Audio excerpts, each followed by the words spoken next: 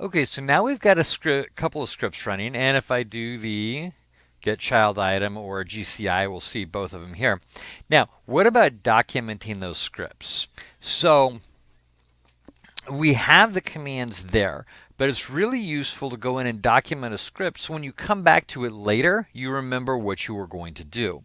So let me show you a couple of different things here. So we'll notepad add num param.ps1 and we'll play with this one.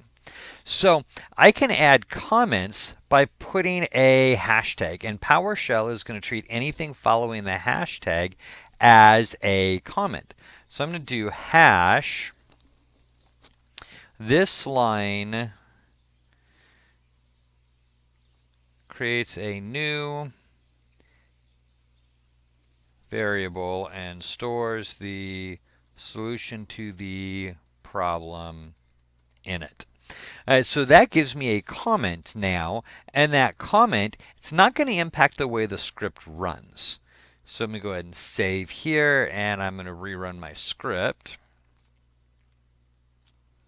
Add, whoops, period backslash add dash num param 16. So it doesn't impact the way my script runs. But when I go back in to edit the script later on, or I display the contents of the script, it's going to show me this as a comment, which is going to help me remember why I did what I did. And I can put these anywhere. I can put them in the param block. I can put them here. I put them wherever. Now, that's internal documentation. Nobody else is going to see that unless they're actually looking at the content of the script file. Now, I can also add documentation for users. And this, so we have a tool already that documents PowerShell commands. We've looked at it. It's called get help. So what I can do is I can put in information here in my script that will be read by the get help commandlet. Let me show you what that's going to look like. I'm going to do a little open bracket there and then a hash.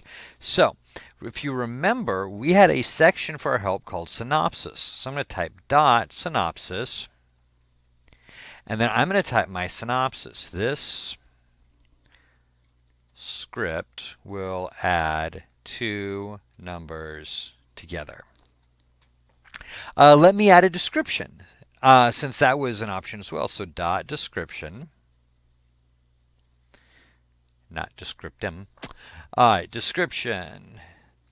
This script requires you to give it two numbers that it will add together and display the results. All right, and then let's do an example as well. So let's do dot example. Now I don't have to put in everything that they have. I don't have to do the full documentation. I can do as much or as little as I want. I can do just the examples if I wanted. So this is going to be our example.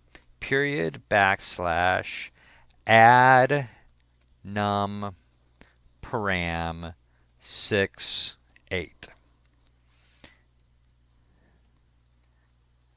This will add the numbers 6 and 8 and give you a result of 14. At least assuming my math's not wrong. And so then I ended up, when I'm done doing all of my help documentation, then I'm going to put in another hashtag and I'm going to close that little angle bracket. I'm going to go ahead and leave a line there just to simplify that. All right, so now I have my help information and then my parameter block and then my script itself, which has a little comment in it. So let me save this. And that should not change the way my script works. So let's do 5 and 12. So that still works, but now I can do get help period backslash add dash num param. And this will display the help information for me. So it gives me the name, the synopsis is the synopsis that I put in. The syntax, it determines for me automatically. So it's determined that -num1 and -num2 are mandatory because I had that parameter mandatory thing. So these blocks are not in square brackets. I have to put in an integer, but they're positional parameters, so putting the number in there is not required. It gives me my description. It doesn't display my example. Remember, anytime we do get help and we want to see examples, we have to specify that we want to see the examples. And here is example 1. Add num param 6, 8. This will add the numbers 6 and 8 and give you a result of 14. So there we go.